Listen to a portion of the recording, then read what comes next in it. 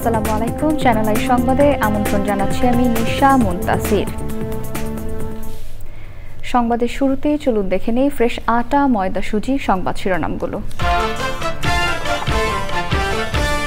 আওয়ামী লীগ নিষিদ্ধে প্রধান উপদেষ্টার বাসভবনের সামনে এনসিপি নেতাকর্মীদের বিক্ষোভ। যুবলীগ স্বেচ্ছাসেবক লীগকে নিষিদ্ধ প্রক্রিয়াধীন জানালেন উপদেষ্টা আসিফ।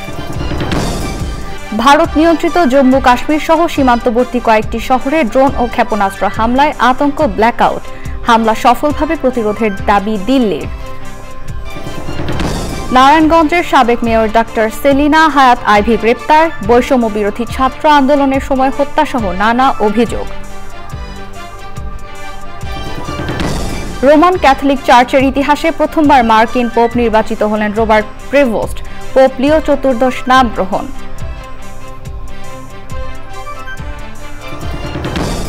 এবং মেধাবীদের জীবনের গল্প, নতুন প্রজন্মের অনুপ্রেরণা, মন্তব্য, অদম্য ইচ্ছাশক্তি ও সততা দিয়ে দেশ ও সমাজে পরিবর্তনের প্রতিশ্রুতি।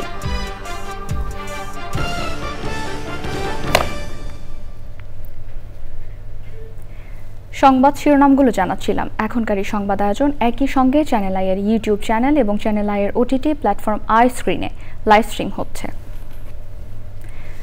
আওয়ামী লীগের বিচার ও দলটিকে নিষিদ্ধের দাবিতে প্রধান উপদেষ্টার বাসভবন যমুনার সামনে রাতভর অবস্থান কর্মসূচি ও বিক্ষোভ করেছেন জাতীয় নাগরিক পার্টির নেতাকর্মীরা।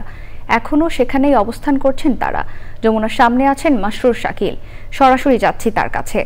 শাকিল, প্রধান উপদেষ্টার বাসভবনের সামনে এনসিপির বিক্ষোভের সবশেষ অবস্থা আমাদের জানাবেন।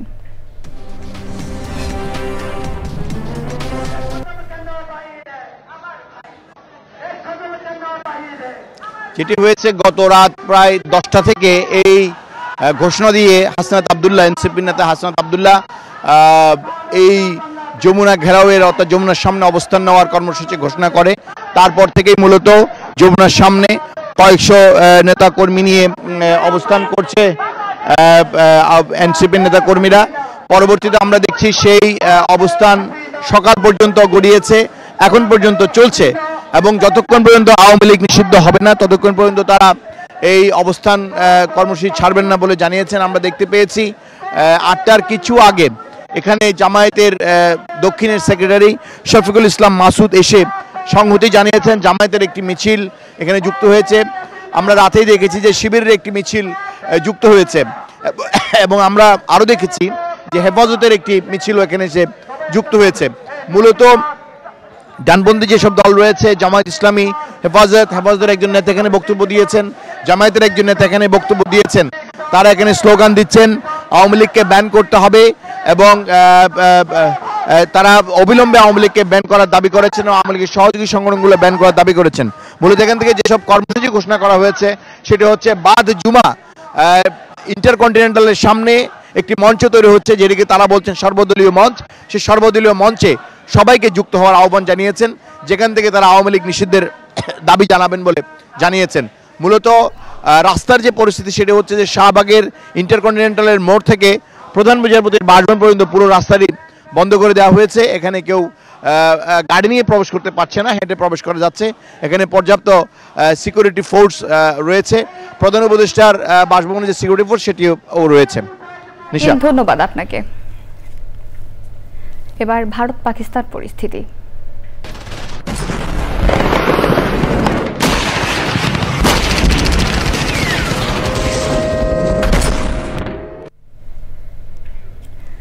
ভারত নিয়ন্ত্রিত কাশ্মীরের জম্মু সহ বেশ কিছু সীমান্তবর্তী ভারতীয় শহরে বৃহস্পতিবার রাতে দফায় দফায় হামলা ও বিস্ফোরণের ঘটনা ঘটেছে। ভারতের সেনা সূত্রের দাবি, পাকিস্তানের ড্রোন হামলায় এসব বিস্ফোরণ ঘটেছে।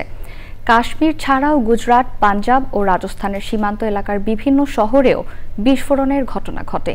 নিরাপত্তার স্বার্থে সীমান্ত এলাকার অনেক ভারতীয় শহরেই বিদ্যুৎ পুরোপুরি বন্ধ করে ব্ল্যাকআউট ঘোষণা করা হয়।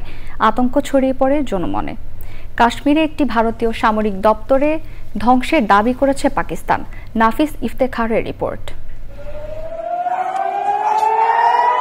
বৃহস্পতিবার রাত 9টার ঠিক পরপরই হঠাৎ সাইরেন বেজে ওঠে ভারত নিয়ন্ত্রিত কাশ্মীরের জম্মুতে। আকাশে দেখা যায় মুহুর্মুহ লাল শিখা ও বিস্ফোরণ। কেঁপে ওঠে সীমান্ত এলাকা। জম্মু ছাড়াও পাশের শহর আখনুর, সাম্বা ও কাঠুয়ায় হামলা হয়েছে। গুজরাট, পাঞ্জাব ও রাজস্থানের বিভিন্ন শহরেও হামলার খবর আসে। নিরাপত্তার স্বার্থে সীমান্তবর্তী অনেক এলাকায় বিদ্যুৎ বন্ধ করে আলোকহীন করে ফেলা হয়। জম্মু, পাঠানকোট ও উধমপুরের সামরিক ঘাঁটি লক্ষ্য করে হামলার কথাও জানায় ভারতীয় বাহিনী।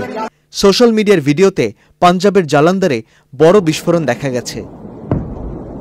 হিমাচল প্রদেশের ধর্মশালায় পাঞ্জাব কিংস ও দিল্লি ক্যাপিটালসের মধ্যকার আইপিএলের ম্যাচ মাত্র 10 ওভার খেলা হওয়ার পর নিরাপত্তাজনিত কারণে বন্ধ করে দেওয়া হয়।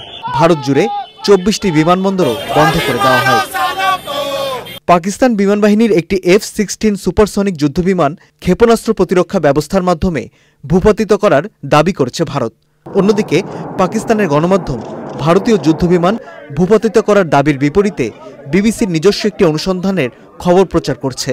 বিবিসি জানিয়েছে তারা 3টি ভিডিওর সত্যতা নিশ্চিত করেছে, যেখানে দেখা যায় ধ্বংসাবশেষগুলো ফ্রান্স নির্মিত রাফাল যুদ্ধবিমানের, যা ভারতীয় বিমান বাহিনী ব্যবহার করে থাকে। ভারত নিয়ন্ত্রিত কাশ্মীরে একটি সেনা সদর দপ্তর ধ্বংসের দাবি করেছে পাকিস্তান। অবিলম্বে ভারত ও পাকিস্তানের মধ্যে উত্তেজনার প্রশমনের আহ্বান জানিয়েছেন মার্কিন পররাষ্ট্রমন্ত্রী মার্কো রুবিও। তিনি ভারত ও পাকিস্তানের মধ্যে সরাসরি সংলাপের প্রতি যুক্তরাষ্ট্রের সমর্থন পুনর্ব্যক্ত করেন এবং পারস্পরিক যোগাযোগ উন্নয়নের প্রচেষ্টা অব্যাহত রাখার আহ্বান জানিয়েছেন। নাফিস ইফতেখার, চ্যানেল আই। এবার অন্যান্য সংবাদ। বৈষম্য বিরোধী ছাত্র আন্দোলনের সময় হত্যাসহ একাধিক মামলায় নারায়ণগঞ্জ সিটি কর্পোরেশনের সাবেক মেয়র ডাক্তার সেলিনা হায়াত আইভিকে তার বাড়ি থেকে গ্রেপ্তার করেছে পুলিশ। সকাল 6:45টার দিকে নগরীর দেওভোগ এলাকায় অবস্থিত চুনকা কুটির থেকে তাকে গ্রেপ্তার করা হয়। বৃহস্পতিবার রাত 11:30 থেকে সাবেক এই মেয়রের বাড়ির সামনে অবস্থান নেয় পুলিশ। খবর পেয়ে বাড়ির বাইরে অবস্থান নেয় এলাকাবাসী। পরে সড়ক অবরোধ সৃষ্টি করে এলাকাবাসী বিক্ষোভ শুরু করে এবং বাড়ির চারপাশে ঘিরে রাখে। পরে সকালে পুলিশ আইভিকে গ্রেপ্তার করে নিয়ে যায়। পুলিশ জানায়, বৈষম্য বিরোধী আন্দোলনের সময় নারায়ণগঞ্জে হত্যা ও হত্যার চেষ্টা সহ 5টি মামলায় আসামি ডাক্তার সেলিনা হায়াত আইভি। রোমান ক্যাথলিক চার্চের ইতিহাসে প্রথমবারের মতো একজন মার্কিন নাগরিক পোপ নির্বাচিত হয়েছেন। যুক্তরাষ্ট্রের কার্ডিনাল রবার্ট প্রেভোস্ট বৃহস্পতিবার নতুন পোপ হিসেবে নির্বাচিত হয়ে পোপ লিও চতুর্দশ নাম গ্রহণ করেছেন। ভ্যাটিকান স্থানীয় সময় বৃহস্পতিবার সিস্টিন চ্যাপেলের চিমনি দিয়ে সাদা ধোঁয়া উঠলে ইঙ্গিত মেলে যে 133 জন কার্ডিনাল নির্বাচক নতুন পোপ নির্বাচন করেছেন। প্রায় 70 মিনিট পর ভ্যাটিকান সিটির সেন্ট পিটার্স ব্যাসিলিকার কেন্দ্রীয় বারান্দায় আবির্ভূত হন নতুন পোপ লিও চতুর্দশ। নতুন পোপের নাম ঘোষণা করেন ফরাসি কার্ডিনাল ডোমিনিক মাম্বেতি। পোপ নির্বাচিত হওয়ার পর আগত দর্শনার্থীদের উদ্দেশ্যে পোপ চতুর্দশ লিও বলেন, সবার প্রতি শান্তি বর্ষিত হোক। যুক্তরাষ্ট্র থেকে প্রথম পোপ নির্বাচিত হওয়া দেশের জন্য অনেক সম্মানের বলে মন্তব্য করেছেন মার্কিন প্রেসিডেন্ট ডোনাল্ড ট্রাম্প।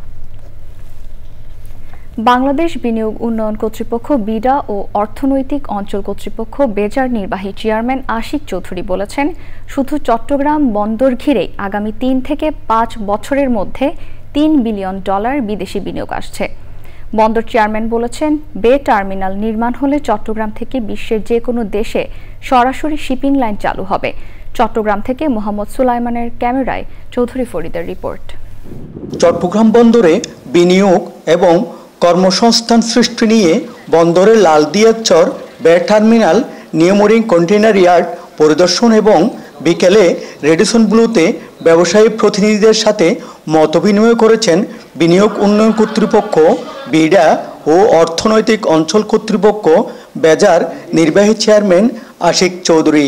আমার সাথে ওনাদের যে কথা হয়েছে সেখানে প্রাইমারি যেটা ওনাদের অ্যাসেসমেন্ট সেটা হচ্ছে যে এখানে এই পোর্টটা করতে এটা একটা obviously state of the art এবং গ্রিন একটা পোর্ট হবে এবং এই গ্রিন পোর্টটা করতে ওনাদের রাফলি $800 মিলিয়ন মতো লাগবে। এই পুরাটাই এফডিআই হিসাবে বাংলাদেশে আসবে। এখানে কিন্তু সরকার কোনো 1 টাকাও দিচ্ছে না এবং পুরাটাই ওনারা বিদেশ থেকে ফরেন ডিরেক্ট ইনভেস্টমেন্ট হিসেবে আনবে। বিডার চেয়ারম্যান বলেন, লালদিয়াচরে টার্মিনাল নির্মাণে বিশ্বের সবচেয়ে বড় পোর্ট অপারেটর এপিএম $800 মিলিয়ন বিনিয়োগের আগ্রহ দেখিয়েছে। $1 বিলিয়ন করলে প্রথম 2টা সিটি 1 সিটি 2তেই আমরা প্রায় $2 বিলিয়ন মতো একটা ফরেন ডিরেক্ট ইনভেস্টমেন্টের চেহারা দেখতে পাবো।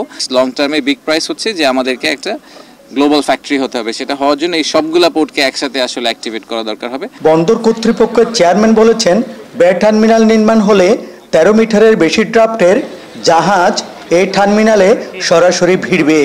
আমরা দ্রুত এখান থেকে ডাইরেক্ট ফিডার পোর্ট হিসাবে অপারেট করতে পারবো এবং রিজিওনাল যে কানেক্টিভিটি সেটাও আমরা এখানে করতে পারবো।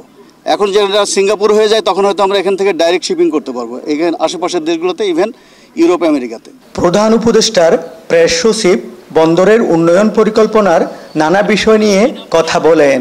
যেখানে আমরা আসলে যারা বিদেশি কোম্পানি যারা আমরা আশা করছি যে ওরা বিলিয়নস অফ ডলার্স ইনভেস্ট করবে, ওইখানে যারা গুডস এনে ওইখানে তৈরি করে সেটা গুডস আবার বিদেশে রপ্তানি হয়ে যাবে। এই সময় প্রধান উপদেষ্টার উপপ্রেস সচিব মোহাম্মদ আবুল কালাম আজাদ মজুমদার সহ ঊর্ধ্বতন কর্মকর্তারা উপস্থিত ছিলেন। Chowdhury Farid, Channel I, Chittagong. মানুষ বাঁচলে বাঁচবে পৃথিবী, তাই লেখাপড়ার সঙ্গে পরিবেশকেও সমানভাবে গুরুত্ব দিতে এমন মন্তব্য করে প্রকৃতি ও জীবন ফাউন্ডেশনের চেয়ারম্যান মুকিত মজুমদার বাবু বলেছেন, প্রতিদিনই পরিবেশ ধ্বংস হচ্ছে এবং এর খেসারত একসময় মানুষকেই দিতে হবে। রাজধানীর সিদ্ধেশ্বরী গার্লস কলেজে অনুপ্রেরণামূলক অনুষ্ঠান জীবনের গল্পে এসব কথা বলেন তিনি। আলিম আল্লাহ রাজির রিপোর্ট। ঢাকার ঐতিহ্যবাহী শিক্ষা প্রতিষ্ঠান সিদ্ধেশ্বরী গার্লস কলেজ। মিলনায়তনে পিনপতন নিরাপত্তা। লেখাপড়ার বাইরে জীবনের বাস্তব অভিজ্ঞতা থেকে জীবনের গল্প শুনতে এসেছেন তারা। নগরায়নের এই সময়েও প্রকৃতিপ্রেমী মানুষ ও পরিবেশ আন্দোলনের নেতৃত্বে থাকা মুকিত মজুমদার বাবু এবং নানা প্রতিকূলতার মধ্যে দারিদ্র্য ও ভয়কে জয় করে মেধা তালিকায় প্রথম স্থান অধিকার করা ডক্টর গৌরাঙ্গ চন্দ্র দেবনাথের এগিয়ে চলার গল্প শুনতে শিক্ষার্থীদের সরব উপস্থিতি। আপনার জিপিএ 5-এর সফলতা আর হাত নেই পা নেই এমন একটা ছেলে বা মেয়ে মুখ দিয়ে লিখে জিপিএ 5 অর্জন করাটা কত অনন্য সফলতা। এই গল্পটা আপনাদের জানতে হবে যে না খেলেও নৌকা বেয়ে সবজি বিক্রি করে ইট ভেঙে একটা ছেলে বা মেয়ে পাশ করে বিশ্ববিদ্যালয়ের শিক্ষক হয়। আসলে মানুষ অনেক বিলম্বে বুঝতে শিখেছে যে প্রকৃতির অন্যান্য সকল কিছুকে ভালো রাখতে হবে, সেটা স্বার্থপরতার স্বার্থেই। সেটা কিরকম, যে তাদেরকে ভালো রাখার জন্য নয়, আমরা ভালো থাকতে চাইলে তাদেরকে ভালো রাখতে হবে। আমার নেক্সট একটা কার্যক্রম হবে এই প্রকৃতি এবং জীবন ফাউন্ডেশনের সাথে সিদ্ধেশ্বরী গার্লস কলেজকে একেবারে একীভূত করে ফেলা। এসএসসি পরীক্ষায় কৃতিত্বের সাথে উত্তীর্ণ হয়েও এইচএসসিতে পরপর দুবার অকৃতকার্য। বারবার ব্যর্থতার পরেও তৃতীয়বার মেধা তালিকায় প্রথম স্থানে নাম লেখান অধ্যাপক গৌরাঙ্গ চন্দ্র দেবনাথ। শূন্য থেকে শিখরে ওঠার হার না মানা গল্প আশাবাদী করে তোলে নতুন প্রজন্মকে। ছোট ছোট বাচ্চারা আমাদের দেখে আসে, হে আদু ভাই আসতেছে। কারণ আমি ঢাকা থেকে 2বার ফেল করে এবার গিয়ে গ্রামে ভর্তি হয়েছি। তখন কিন্তু আমি অলরেডি 18 ঘন্টা থেকে 20 ঘন্টায় চলে গেছি পড়াশোনায়। পরে আমার পরীক্ষা শুরু হলো, পরীক্ষা দিলাম, and I got the first position in combined merit list in 1999. মানুষ যা চায় তাই পায়, কিন্তু এর জন্য কমিটমেন্ট থাকে, লেবার থাকে। কমিটমেন্ট লেবার না থাকলে আপনার কিছু হবে না। দেশের প্রকৃতি ও মানবতা নিবেদিত প্রাণ সৈনিক মুকিত মজুমদার বাবুর জীবনের প্রতিটি পদক্ষেপ শেখায় কিভাবে অদম্য ইচ্ছাশক্তি ও সততা দিয়ে দেশ ও সমাজকে পরিবর্তনের পথে এগিয়ে নেওয়া যায়। যেই প্রকৃতি আমাকে এত কিছু দিচ্ছে, সেই প্রকৃতির শিক্ষাটা কিন্তু দেওয়া হয় না, বলা হয় না, শেখানো হয় না। আব্বার যেই প্রকৃতির প্রতি এবং গাছের প্রতি ভালোবাসা ছিল, সেটা কিছুটা ইনফ্লুয়েন্স বোধহয় আমার মধ্যে এসছে। সেই আগের মতো যে পরিবেশ, যে প্রকৃতি এবং তার সাথে মানুষের যে বিহেভিয়ার, সেটাও কিন্তু যান্ত্রিক হয়ে যাচ্ছে। নানা ধরনের বৈরী কর্মকাণ্ড করব, সেগুলো কিন্তু ফিরে আসবে। আজকে ঝড়, জলোচ্ছ্বাস, বায়ু দূষণ বলি, শব্দ দূষণ বলি, মাটি দূষণ বলি, সেগুলো কিন্তু আমাদেরই কারণে, আমাদের দ্বারাই কিন্তু কাজগুলো হচ্ছে। সুতরাং আমাদেরই কিন্তু সংশোধন করতে হবে। পরে মুকিত মজুমদার বাবুকে সরাসরি বিভিন্ন প্রশ্ন করেন শিক্ষার্থীরা। আমাদের কলেজ থেকে ক্যাম্পাস অ্যাম্বাসেডর এরকম কি নেওয়া যায় কিনা, যাতে এই প্রকৃতি ও জীবন ফাউন্ডেশনের কাজটা আরো ছড়িয়ে দেওয়া যায় বিভিন্ন প্রতিষ্ঠানে? কি ধরনের অ্যারেঞ্জমেন্টে গেলে পার্টিসিপেশনটা আরো ভালো হবে, সেভাবেই আমরা করব, আগাবো। জীবন প্রবাহ শেখায় সাহস আর অধ্যবসায়ের মাধ্যমে নিজের ভাগ্যকে পাল্টানোর গল্পই হতে পারে এক অন্যরকম অনুপ্রেরণা। ড্যাফোডিল ইন্টারন্যাশনাল ইউনিভার্সিটির সহযোগিতায় অনুষ্ঠানের আয়োজক সিদ্ধেশ্বরী গার্লস কলেজ। আলিমাল রাজি, চ্যানেল আই, ঢাকা। দর্শক, সংবাদের এই পর্যায়ে নিয়ে নিচ্ছে একটি বিরতি, আর বিরতির পর্যায়ে থাকছে সিঙ্গাপুরের বিপক্ষে এফসি এশিয়ান কাপ বাছাই ম্যাচের সামনে রেখে জুনে জাতীয় দলের ক্যাম্প যোগ দেবেন কানাডীয় প্রবাসী ফুটবলার সমীর সোম।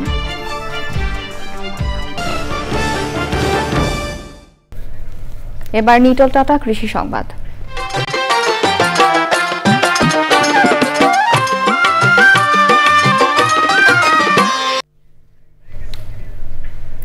চলতি মৌসুমে অনুকূল আবহাওয়ায় গাইবান্ধায় বোরো ধানের ভালো ফলন হয়েছে। বর্ষা শুরু না হওয়ায় অনেকটা স্বস্তিতে আগাম বোরো ধান কাটা মাড়াইয়ের কাজ করছে কৃষক।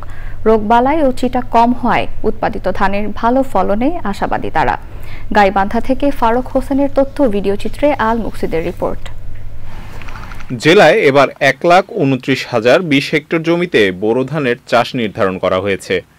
এর মধ্যে 45,070 হেক্টর জমিতে হাইব্রিড, 83,520 হেক্টর জমিতে উচ্চ ফলনশীল এবং 430 হেক্টর জমিতে স্থানীয় জাতের ধান চাষ করা হয়েছে। আগাম ধানের আশা আগুর ভাগুর কাটামারি হবে, ভালো সালো পাওয়া যাবে। আর এই নমলা ধান কাটলে পরে একটু সমস্যা, বর্ষা। ধানের দাম তো নিম্ন 1500 টাকা ধান লাগবে, কিসের দাম বেশি, খরচ বেশি, সব সাইডে সারের দাম বেশি। এবছর বাজারে প্রতি মণ ধান 1000 থেকে 1100 টাকা দরে বিক্রি হচ্ছে। ধানের দাম বৃদ্ধির দাবি জানান চাষিরা। ফলনটা ইনশাল্লাহ গতবারের চাইতে এবারে মোটামুটি ভালো হবে। ধান কাটাই আর মারাইয়ের যে খরচটা, এই খরচটাই ব্যাপক খরচ। এগে জমি চাষ করতে গেলে মিনিমাম 8 থেকে 10,000 টাকা খরচ হচ্ছে এবারে। তো ফলন ভালোই আশা করা যাচ্ছে, ভালোই হবে এবার টাকা। বোরো চাষের পর কৃষক যাতে জমি ফেলে না রাখে সেজন্য আউশ ও সবজি চাষে কৃষকদের পরামর্শ দিচ্ছে উপজেলা কৃষি বিভাগ।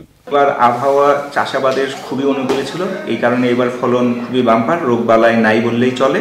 যে শিলাবৃষ্টি বা বজ্রপাতের কারণে হয়তো আগাম ধান কর্তনের ক্ষেত্রে আমরা কৃষকদের পরামর্শ দিচ্ছি 80% ধান পেকে গেলে আপনারা ধান কেটে ফেলেন। সরকারকে ধানের ন্যায্য মূল্য নিশ্চিত করতে এবং খাদ্য গুদামগুলোকে সরাসরি কৃষক পর্যায়ে ধান সংগ্রহের দাবি করেন বোরো চাষিরা। আল মুকসিদ, চ্যানেল আই। এবার প্রকৃতি সংবাদ।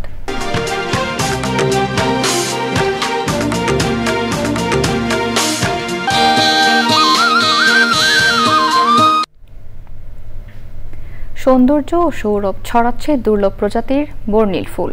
রংপুরের বেগম রোকেয়া বিশ্ববিদ্যালয়ের ক্যাম্পাসে ফোটা এসব ফুল প্রকৃতি ও পরিবেশকে করে তুলেছে প্রাণবন্ত। নজরকাড়া ফুলের সৌন্দর্য উপভোগে ক্যাম্পাসে ছুটে আসছেন প্রকৃতিপ্রেমীরা। দুর্লভ ও বৈচিত্র্যময় বৃক্ষ সংরক্ষণে অনুকূল পরিবেশ নিশ্চিতের দাবি বিশ্ববিদ্যালয়ের শিক্ষক শিক্ষার্থী সহ পরিবেশবাদীদের। এহসানুল হক সুমনের ভিডিও চিত্রে মেরিনা লাভলির রিপোর্ট। শেষ বৈশাখের তপ্ত দিনে বাতাসে দোল খাচ্ছে দুর্লভ ফুল 5 পাপড়ির পালান। থোকা থোকা সাদা, গোলাপি, লাল, সোনাইলো মেলে ধরেছে তার রূপ, আর সবুজ পাতাকে ছাপিয়ে কুরচি ছড়াচ্ছে তার মোহনীয় সৌন্দর্য। পাতার ফাঁকে উকি দিচ্ছে চায়না ডল ও সমুদ্র জবা। গ্রীষ্মের তপ্ত প্রকৃতিকে রাঙাতে পাপড়ি মেলতে শুরু করেছে হলুদ গ্রাউকা, কেসিয়া ও বান্দরহোলা ফুল। বিরল প্রজাতির নানা ফুল মুগ্ধ করছে প্রকৃতি প্রেমীদের। 2 মাসের বসন্ত, আমি মনে করি বেরুবি ক্যাম্পাসে সারা বছরই বসন্ত। লাল সোনাইল, সমুদ্র জবা, কুরচি, এরকম অনেক বিচিত্র রকমের ফুল ফুটছে। দেখে ভালো লাগছে, পাখির গুণগান শুনি, কলকাকলি শুনি। এখানে এত প্রজাতির ফুল ফলের গাছ আছে যেটি আসলে দেখতে গেলে সারা বাংলাদেশ ঘোরার মতন একটা ব্যাপার আছে। এই ক্যাম্পাসকে আরও সৌন্দর্যময় করার জন্য যা কিছু করা দরকার সেটা যদি নিশ্চিত হয় তাহলে একটা বৃক্ষের সমারোহে পূর্ণ হবে এই ক্যাম্পাস। পাহাড় থেকে সমতলের দুর্লভ ও বৈচিত্র্যপূর্ণ প্রজাতির গাছে সম্মিলন ঘটেছে ক্যাম্পাসটিতে। নতুন যে সমস্ত শিক্ষা প্রতিষ্ঠান গড়ে উঠছে সারা দেশে, সবখানে সারা দেশে যদি সব প্রজাতির 2টো করে গাছ রোপণ করা যায় তাহলে একই সঙ্গে আমাদের বৃক্ষ প্রজাতি বেঁচে থাকবে এবং বৈচিত্র্যপূর্ণ বৃক্ষের ক্যাম্পাস হয়ে উঠবে সেই সব। 4 শতাধিক প্রজাতির গাছে সবুজ ও সুশোভিত করেছে বেগম রোকেয়া বিশ্ববিদ্যালয়ের 75 একরের ক্যাম্পাস। রংপুর থেকে মেরিনা লাভলি, চ্যানেল আই। এবার খেলার খবর।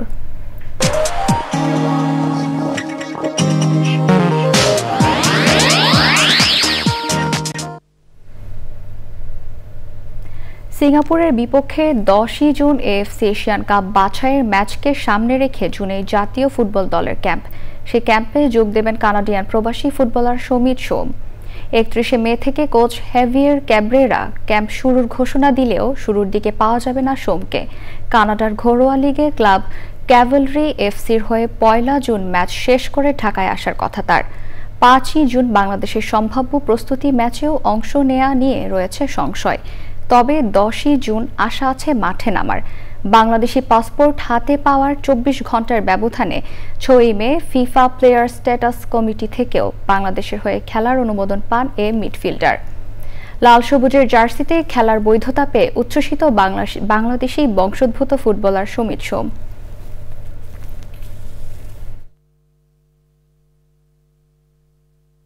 Hi everybody, this is Shomit Shom.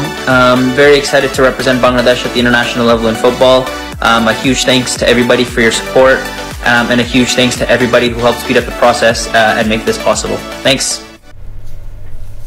দর্শক, সবশেষ ফ্রেশ আটা ময়দা সুজি সংবাদ শিরোনামগুলো জানিয়ে দিচ্ছি আরও একবার। আওয়ামী লীগ নিষিদ্ধে প্রধান উপদেষ্টার বাসভবনের সামনে এনসিপি নেতাকর্মীদের বিক্ষোভ। যুবলীগ স্বেচ্ছাসেবক লীগকে নিষিদ্ধ প্রক্রিয়াধীন জানালেন উপদেষ্টা আসিফ। ভারত নিয়ন্ত্রিত জম্মু কাশ্মীর সহ সীমান্তবর্তী কয়েকটি শহরে ড্রোন ও ক্ষেপণাস্ত্র হামলায় আতঙ্ক। ব্ল্যাকআউট, হামলা সফলভাবে প্রতিরোধের দাবি দিল্লির। নারায়ণগঞ্জের সাবেক মেয়র ডাক্তার সেলিনা হায়াত আইভি গ্রেপ্তার। বৈষম্য বিরোধী ছাত্র আন্দোলনের সময় হত্যাসহ নানা অভিযোগ। রোমান ক্যাথলিক চার্চের ইতিহাসে প্রথমবার মার্কিন পোপ নির্বাচিত হলেন রবার্ট প্রেভোস্ট। পোপ লিও চতুর্দশ নাম গ্রহণ। এবং মেধাবীদের জীবনের গল্প, নতুন প্রজন্মের অনুপ্রেরণা, মন্তব্য, অদম্য ইচ্ছাশক্তি ও সততা দিয়ে দেশ ও সমাজে পরিবর্তনের প্রতিশ্রুতি।